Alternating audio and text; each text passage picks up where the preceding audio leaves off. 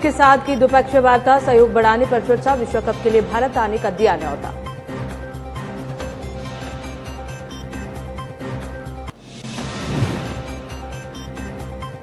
नए संसद भवन के उद्घाटन समारोह का आप टीएमसी और वाम दलों ने किया बहिष्कार का ऐलान, कांग्रेस ने कहा राष्ट्रपति का अपमान।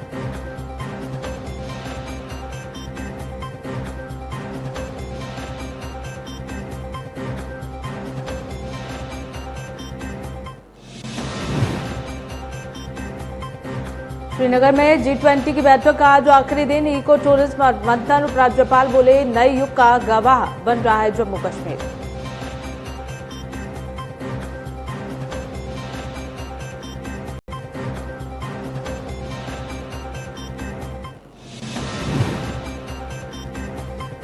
पाकिस्तान में पूर्व विदेश मंत्री शाह महमूद कुरैशी की रिहाई होते ही फिर गिरफ्तारी, इमरान ने दिया बयान, कहा नेता और पीटीआई छोड़ने का दबाव।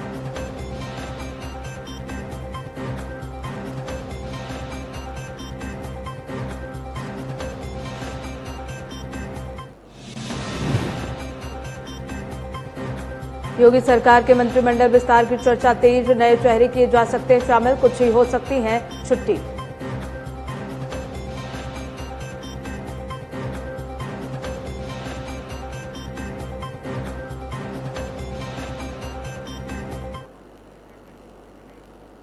नमस्कार, मैं पूनम तांगर, आप देख रहे हैं न्यूज वॉच इंडिया। से बीच ब्रेकिंग न्यूज के साथ शुरुआत करेंगे बुलेटिन की। ऑस्ट्रेलिया पीएम अल्बनीज संग पीएम मोदी की मीटिंग, पीएम मोदी ने किया मंदिरों पर हमले का जिक्र, भारतीय प्रवासियों को संबोधित के दौरान किया जिक्र, ऑस्ट्रेलिया में मंदिरों पर हमले स्वीकार नहीं।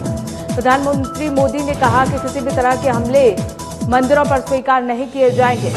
बता दें कि प्रधानमंत्री मोदी 3 दिवसीय ऑस्ट्रेलिया के दौरे पर हैं। ऑस्ट्रेलियाई पीएम अल्बनीज संग पीएम मोदी की मीटिंग, पीएम मोदी ने मंदिरों पर हमले का जिक्र किया, भारतीय प्रवासियों को संबोधित करने के दौरान जिक्र किया।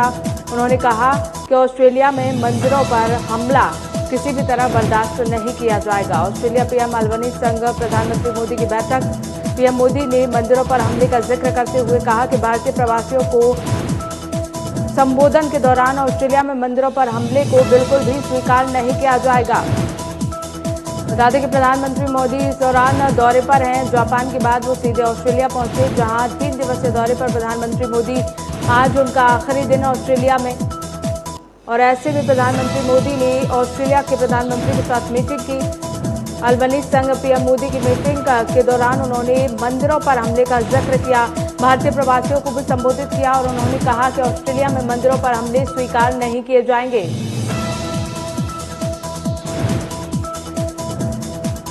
तो ऑस्ट्रेलिया पीएम अल्बनीज संग मीटिंग, पीएम मोदी ने मंदिरों पर हमले का जिक्र करते हुए प्रवासियों को संबोधित के दौरान कहा कि ऑस्ट्रेलिया में मंदिरों पर हमले स्वीकार नहीं किए जाएंगे। बता दें कि प्रधानमंत्री मोदी ऑस्ट्रेलिया दौरे पर हैं, 3 दिवसीय दौरे पर ऑस्ट्रेलिया पहुंचे प्रधानमंत्री मोदी। ऐसे में आज आखिरी दिन ऑस्ट्रेलिया में प्रधानमंत्री मोदी का, तो वहीं अल्बनीज के साथ मीटिंग करते हुए उन्होंने प्रवासियों को संबोधित किया।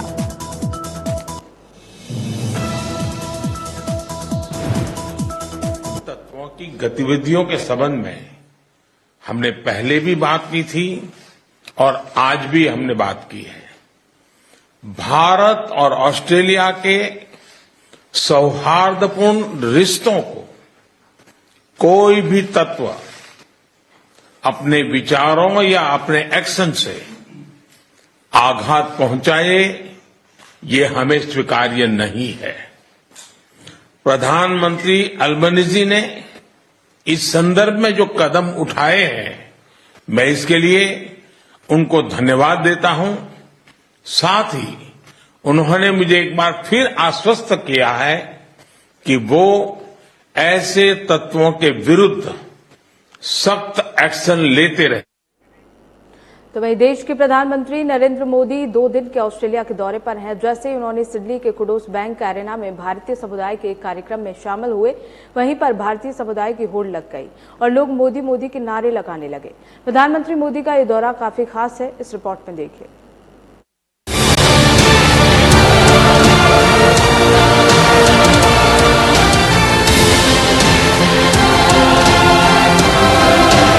पीएम मोदी जहां भी जाते हैं वहां उनका अलग ही जलवा देखने को मिलता है। ऐसा कुछ दिखा जब पीएम मोदी ऑस्ट्रेलिया के सिडनी पहुंचे। वहां पीएम मोदी सिडनी के ओलंपिक पार्क में स्थित स्टेडियम में पहुंचे, जहां पर उनसे मिलने के लिए भारतीयों की लंबी कतारें देखने को मिली। इस दौरान प्रधानमंत्री नरेंद्र मोदी के साथ ऑस्ट्रेलिया के पीएम एंथनी अल्बनीज भी मौजूद रहे। कार्यक्रम में जहां मोदी मोदी के नारे सुनाई दिए, तो वही इस दौरान गणपति बप्पा मोरया, भारत माता की जय के जमकर नारे लगे। कार्यक्रम में सांस्कृतिक और रंगारंग कार्यक्रमों के जरिए पीएम मोदी का स्वागत किया गया। इससे पहले एयरक्राफ्ट की मदद से पीएम मोदी के स्वागत में सिडनी में आसमान में वेलकम मोदी लिखा गया। इस दौरान पीएम मोदी ने कार्यक्रम में 20,000 भारतीयों को संबोधित करते हुए क्या कुछ कहा, सुनिए।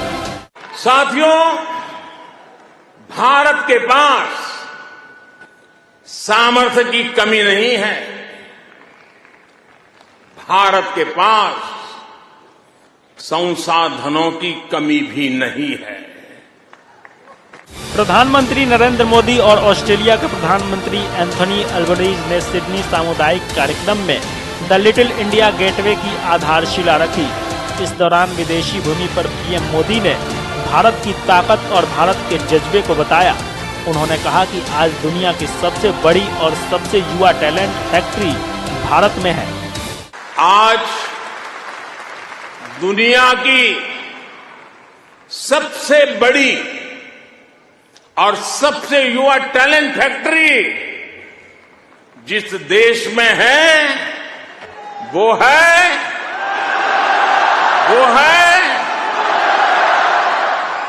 सही जवाब दे रहे हैं आप, वो है इंडिया।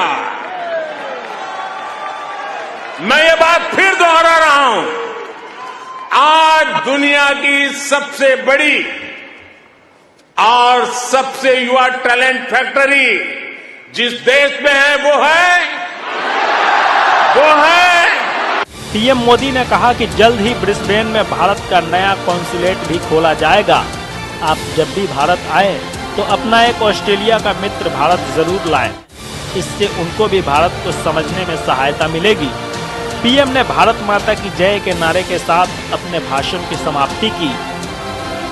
जिस तरह से पीएम मोदी ने विदेशी भूमि पर भारत के साहस और मित्रता को सबके सामने रखा, उसने न सिर्फ सभी भारतीयों का दिल जीता, बल्कि विश्व को भारत की दोस्ती और ताकत से रूबरू भी कराया। ब्यूरो रिपोर्ट के साथ न्यूज वॉच। इसी बीच लखनऊ से ब्रेकिंग न्यूज का रुख कर लेते हैं, जहां योगी सरकार के मंत्रिमंडल विस्तार की चर्चा तेज हो गई है। नए चेहरे किए जा सकते हैं शामिल, कुछ की हो सकती है छुट्टी। राज्य सरकार में मुख्यमंत्री सहित कुल 52 मंत्री हैं। मंत्रिमंडल में सदस्यों की अधिकतम संख्या 60 हो सकती है। तो बड़ी जानकारी बता दें कि मंत्रिमंडल का विस्तार होने जा रहा है। ऐसे में संख्या जो है सदस्यों की वो 60 से ज्यादा हो सकती है। राज्य सरकार में कुछ की छुट्टी भी शामिल हो सकती है और साथ ही साथ मंत्रिमंडल में विस्तार की चर्चा तेज हो गई है। नए चेहरे शामिल किए जा सकते हैं और कुछ की छुट्टी भी हो सकती है।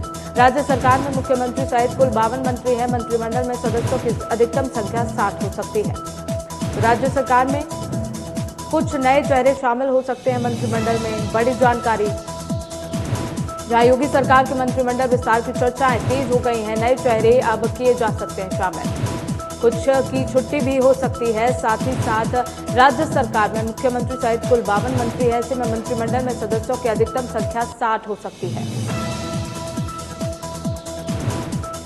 तो योगी सरकार के मंत्रिमंडल विस्तार की चर्चा तेज हो गई है। नए चेहरे शामिल किए जा सकते हैं मंत्रिमंडल में और कुछ की छुट्टी भी की जा सकती है। अभी राज्य सरकार में मुख्यमंत्री मंत्रिमंडल में 52 मंत्री हैं। ऐसे में अधिकतम संख्या 60 हो सकती है। तो योगी सरकार के मंत्रिमंडल विस्तार की चर्चाएं तेज हो गई हैं, जिनमें नए चेहरे शामिल किए जा सकते हैं। साथ ही साथ कुछ चेहरों की छुट्टी भी हो सकती है। राज्य सरकार में मुख्यमंत्री सहित कुल 52 मंत्री, ऐसे में अधिकतम संख्या इनकी 60 हो सकती है।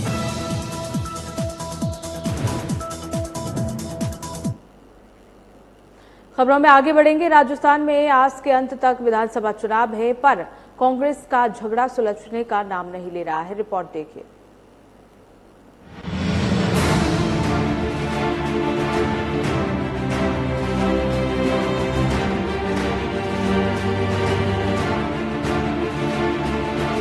राजस्थान का रण अभी शुरू नहीं हुआ है, पर उससे पहले राजस्थान कांग्रेस के अंदर तलवारें खिंच गई हैं। तलवारों की टकराहट की गूंज दिल्ली तक सुनाई दे रही है, पर कांग्रेस आलाकमान के सामने इस बीमारी का कोई इलाज नहीं दिख रहा है। सचिन पायलट और अशोक गहलोत के बीच जारी विवाद कांग्रेस के लिए ऐसा जंजाल बन गया है जिससे निकल पाने का रास्ता कांग्रेस को नहीं दिख रहा है। इस विवाद में कांग्रेस की बेबसी राजस्थान कांग्रेस प्रभारी सुखजिंदर सिंह रंधावा के उस बयान में जिसमें वो कहते हैं उन्होंने सीएम को अल्टीमेटम दे रखा है, सीएम गहलोत ही उनके अल्टीमेटम का जवाब दे सकते हैं। जब कांग्रेस पार्टी की बात होगी तो मैं जरूर जवाब दूंगा।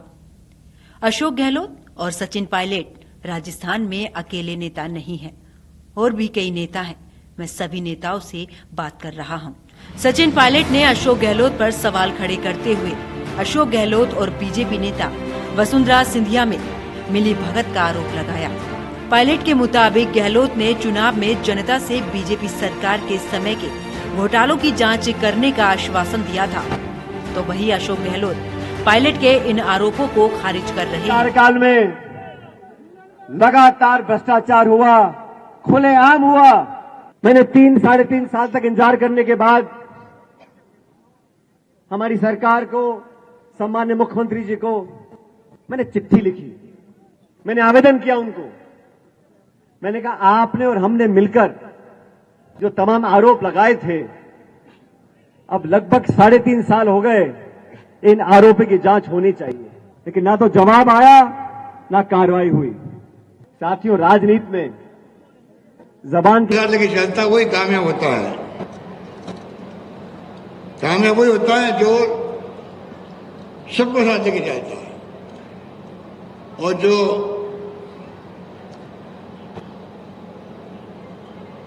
अपनी बात करता है, पराई की बात करता है, गुटबाजी पैदा करता है, वो कभी कामयाब नहीं हो सकता जिंदगी के अंदर। और मैंने देखा ऐसे लोगों को जो अपनी गुट पॉलिटिक्स करते हैं, थारीमारी करते हैं, वो कभी कामयाब नहीं हो सकते। इस साल के अंत में राजस्थान में विधानसभा चुनाव होने हैं। अगर कांग्रेस ने इस विवाद को जल्द नहीं सुलझाया तो चुनाव में उसे खामियाजा भुगतना पड़ सकता है।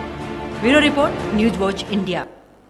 चलिए इसी बीच बड़ी जानकारी का रुख कर लेते हैं। बीबीएयू विश्वविद्यालय परिसर में छात्रों का हंगामा, छात्रों में विश्वविद्यालय प्रशासन के खिलाफ भारी आक्रोश। छात्रों ने कुलपति आवास पर धरना दिया। गौतम बुद्ध केंद्रीय विद्यालय में कुलपति आवास विश्वविद्यालय प्रशासन जानबूझकर बिजली कटौती कर रहा है। छात्रों का आरोप है कि बिजली की कटौती की जा रही है, बिना बिजली के कैसे परीक्षा की तैयारी की जाए। बाबा भीमराव अम्बेडकर यूनिवर्सिटी का ये पूरा मामला बताया जा रहा है। यहाँ छात्रों की बिजली काट दी गई है, जिसकी वजह से छात्रों में आक्रोश है। छात्रों का कहना है कि बिना बिजली की परीक्षा की तैयारी नहीं हो सकती। बीबीएयू विश्वविद्यालय परिसर में छात्रों का हंगामा देखने को मिला। छात्रों में विश्वविद्यालय प्रशासन के खिलाफ भारी नाराजगी देखने को मिली। छात्रों ने कुलपति आवास पर धरना प्रदर्शन किया। गौतम बुद्ध केंद्रीय विद्यालय में कुलपति पर नाराजगी। छात्रों का कहना है कि यहाँ बिजली काट दी गई है और छात्र बिना बिजली की परीक्षा की तैयारी कैसे करेंगे।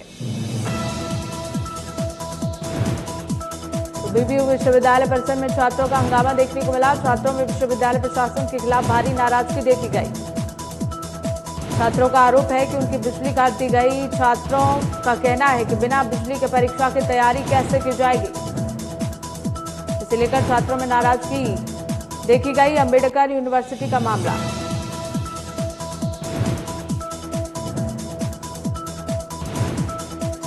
छात्रों में विश्वविद्यालय प्रशासन के खिलाफ भारी नाराजगी। छात्रों ने कुलपति आवास पर दिया धरना।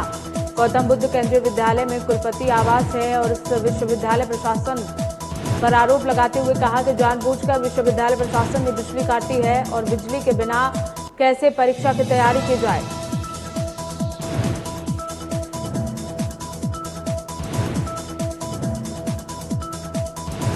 छात्रों ने कुलपति आवास पर धरना देते हुए नाराजगी जताई। छात्रों का कहना है कि हमारी जो बिजली कनेक्शन है वो काटा गया और उसके बिना हम पढ़ाई नहीं कर सकते हैं। बिना बिजली के कैसे परीक्षा की तैयारी की जाए। बाबा भीमराव अम्बेडकर यूनिवर्सिटी का ये पूरा मामला, जहां तस्वीरों में देखिए किस तरह से छात्र नाराजगी जताते हुए नजर आ रहे हैं। तो वहीं भारतीय कुश्ती संघ के प्रमुख और बीजेपी सांसद ब्रजभूषण सिंह 5 जून को अयोध्या में रैली कर अपनी ताकत दिखाएंगे। ब्रजभूषण सिंह की इस रैली को डैमेज कंट्रोल की उनकी कोशिश के तौर पर देखा जा रहा है। रिपोर्ट देखिए।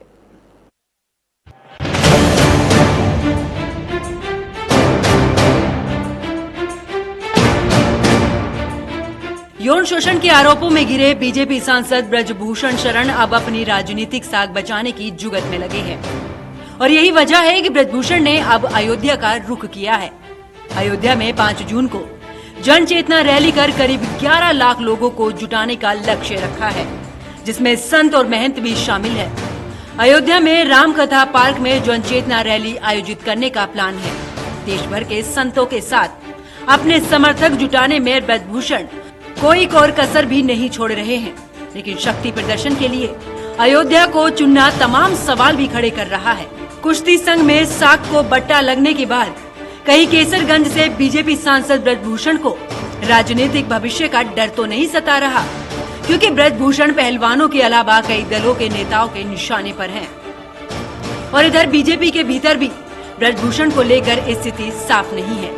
शायद यही वजह है उन्होंने शक्ति प्रदर्शन के लिए अयोध्या को चुना, क्योंकि अयोध्या से ब्रजभूषण का पुराना नाता रहा है। पढ़ाई के दिनों में भी अयोध्या के मशहूर हनुमानगढ़ी के महंत की संगत में ब्रजभूषण ने पहलवानी की शुरुआती दांवपेच भी सीखे। केसरगंज से सांसद ब्रजभूषण ने अपनी सियासत की शुरुआत भी अयोध्या से ही की और साकेत पीजी कॉलेज में वो छात्र संघ महामंत्री भी चुने गए। इसके अलावा बाबरी ढांचा विध्वंस में सीबीआई ने भी उन्हें आरोपित बनाया। यहाँ तक कि हनुमानगढ़ी के बड़े अखाड़े का जीर्णोद्धार भी खुद ब्रजभूषण ही करवा रहे हैं। चर्चा तो यहाँ तक है कि ब्रजभूषण सिंह केसरगंज की बजाय अयोध्या में 2024 का चुनाव लड़ना चाहते हैं।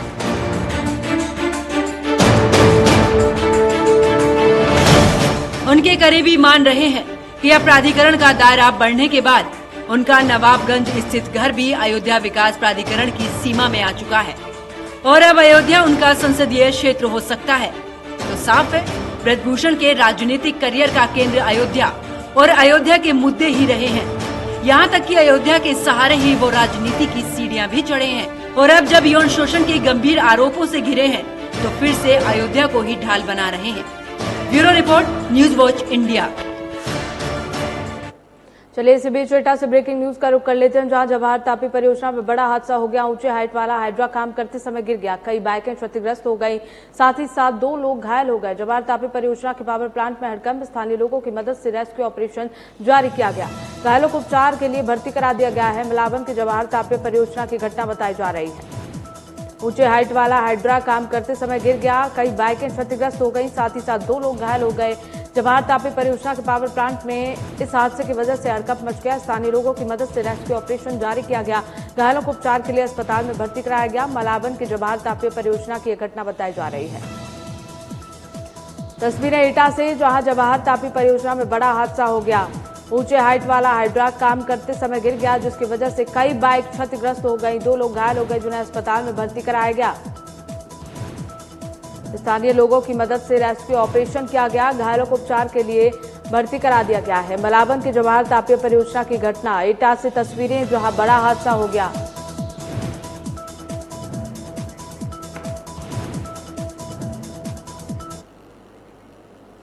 तो वहीं कुश्ती के दिग्गज पहलवान लगातार जंतर मंतर पर धरना प्रदर्शन कर रहे हैं। धरना प्रदर्शन करते हुए 1 महीना हो गया, लेकिन अभी तक पहलवान अपनी मांगों को लेकर डटे हुए हैं।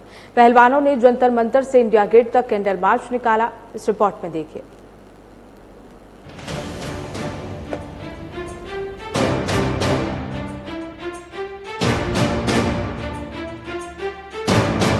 कुश्ती में अपने देश का नाम रोशन करने वाले पहलवानों को बीजेपी सांसद और कुश्ती संघ के अध्यक्ष ब्रजभूषण शरण सिंह के खिलाफ धरना प्रदर्शन करते हुए 1 महीने का समय हो गया है।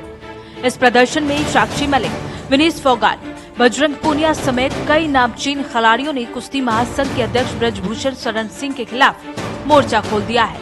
पहलवानों की माने तो उन्होंने ब्रजभूषण पर कई गंभीर आरोप लगाए हैं, तो वहीं इन सभी आरोपों पर पलटवार करते हुए ब्रजभूषण शरण सिंह का कहना है कि पहलवान ऐसा इसीलिए कर रहे हैं क्योंकि उनका खेल खत्म हो गया है।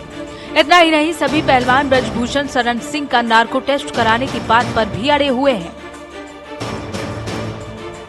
इससे पहले भी बीजेपी सांसद और कुश्ती संघ के अध्यक्ष ब्रजभूषण शरण सिंह पर कई तरह के आरोप लगते रहे हैं। यहाँ तक कि पहलवान विनेश फोगाट ने तो ब्रजभूषण शरण सिंह पर उनको जान से मारने की धमकी देने के आरोप भी लगाए थे, जिसके बाद ब्रजभूषण ने इन आरोपों को बेबुनियाद बताया था ब्रजभूषण शरण सिंह ने कहा था कि उनके पास आरोपों का कोई सबूत नहीं है।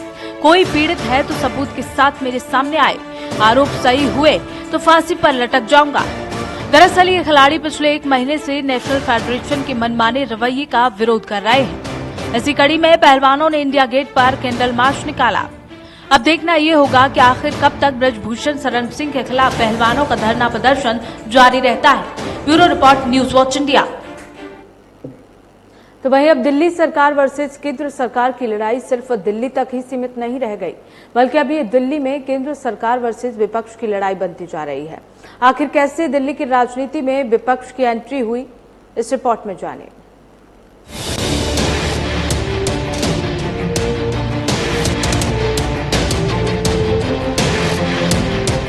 जो लड़ाई अब तक सिर्फ दिल्ली तक ही सीमित थी, उसमें अब विपक्ष की भी एंट्री हो गई है।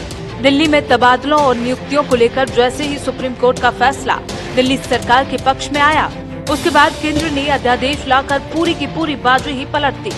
वहीं से लेकर तमाम विपक्षी नेता जहां इसका विरोध करते हुए नजर आ रहे थे, वहीं अब केंद्र के अध्यादेश के खिलाफ आम आदमी पार्टी के राष्ट्रीय संयोजक और दिल्ली के मुख्यमंत्री अरविंद केजरीवाल लगातार विपक्षी दलों के नेताओं से मुलाकात कर रहे हैं और इस अध्यादेश को राज्यसभा में बिल के तौर पर पेश होने पर रोक लगाने के लिए समर्थन जुटाने का प्रयास किया जा रहा है।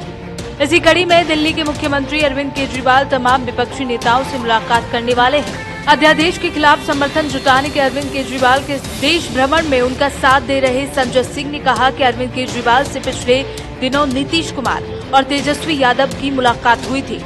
इसमें उन्होंने हमारी पार्टी को पूरा समर्थन दिया। अरविंद केजरीवाल अब पूरे देश भर में जाएंगे और वहां के मुख्यमंत्रियों और पार्टियों के अध्यक्ष से मुलाकात करेंगे और साथ ही समर्थन भी जुटाएंगे। वहीं संजय सिंह से ये सवाल पूछा गया कि अध्यादेश के खिलाफ सभी पार्टियों को साथ लाना 2024 से पहले सेमीफाइनल जैसा क्यों? इस पर जवाब देते हुए उन्होंने कहा कि विपक्षी एकता की बात इसलिए कर रहे हैं ताकि लोकतंत्र को बचा सकें, संविधान को बचा सकें, लेकिन सुप्रीम कोर्ट के फैसले को अध्यादेश लाकर पलटकर रख दिया जाता है तो लोकतंत्र पर ये बड़ा प्रहार है। इसलिए सारी विपक्षी पार्टियों को एकजुट होकर उसके खिलाफ खड़ा होना चाहिए। फिलहाल अरविंद केजरीवाल की विपक्ष से समर्थन मांगने की ये जुगत सिर्फ समर्थन तक ही सीमित नहीं है, बल्कि इसे 2024 के लिए विपक्ष को एकजुट करने की जुगत के तौर पर देखा जा रहा है। फिलहाल विपक्षी नेताओं का समर्थन आखिर इस अध्यादेश को रोकने में कितना कारगर साबित होगा, ये तो आने वाले समय में ही पता चल सकेगा। Bureau report, news watch India. अगर आपके पास 2000 के नोट हैं तो आप आज से अपनी बैंक खाते में जाकर बदल सकते हैं। आरबीआई की गाइडलाइन के अनुसार बैंकों ने नोट बदलने की प्रक्रिया शुरू कर दी है। देखिए,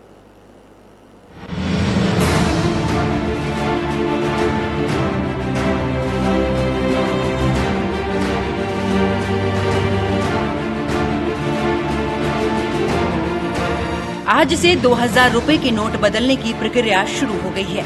बैंक में नोट बदलने के लिए कोई लिमिट नहीं रखी गई है, लेकिन एक बार में 2000 के 10 नोट ही बदले जा सकते हैं। अगर आप नोट बदलवाने बैंक जा रहे हैं तो आपको बैंक का कोई भी फॉर्म भरना नहीं है और न ही किसी पहचान पत्र की जरूरत है। भारतीय रिजर्व बैंक के गवर्नर शक्तिकांत दास ने साफ कहा है कि 2000 रुपए के नोट को चलन से हटाने का कदम स्वच्छ नोट नीति का हिस्सा है, यानी कि 2000 का नोट वैध मुद्रा बना रहेगा और लोगों के पास 2000 के नोट को बैंक में जाकर जमा करने या बदलने के लिए पर्याप्त समय भी है। लिहाजा घबराने की जरूरत तो बिल्कुल नहीं। साथ ही नोट बदलने के लिए कम मूल्य वाले नोट भी पर्याप्त संख्या में मौजूद हैं। बैंक खाते में जमा करने के लिए रिजर्व बैंक ने कोई सीमा भी तय नहीं की है और न ही नोट बदलने के लिए कोई शुल्क देना है। आरबीआई गवर्नर शक्तिकांत दास ने भरोसा दिया है कि इस बार 2016 जैसे हालात नहीं होंगे। ऐसे में बिल्कुल भी पैनिक होने की जरूरत नहीं है। गर्मी के मौसम को देखते हुए बैंकों को भी निर्देश दे दिए गए हैं कि वो कुछ जरूरी सुविधाएं मुहैया कराए। भारतीय रिजर्व बैंक ने बैंकों को सलाह दी है कि वो नोट बदलने या जमा करने आए लोगों को धूप से बचने के लिए शेड का इंतजाम करें। साथ ही कतार में लगे लोगों के लिए पीने के पानी की भी व्यवस्था की जाए। Bureau report, news watch India. Bulletin में बस इतना ही। देखते रहिए न्यूज वॉच इंडिया।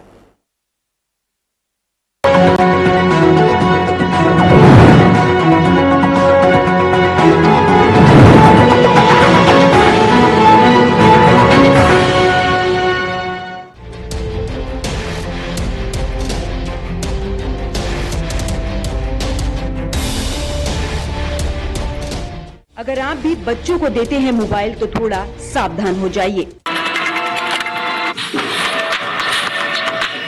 कहीं आपका भी बच्चा तो नहीं हो रहा वर्चुअल ऑटिज्म का शिकार। माता पिता के बीच दूरियां बढ़ा रहा है मोबाइल। बात बेशक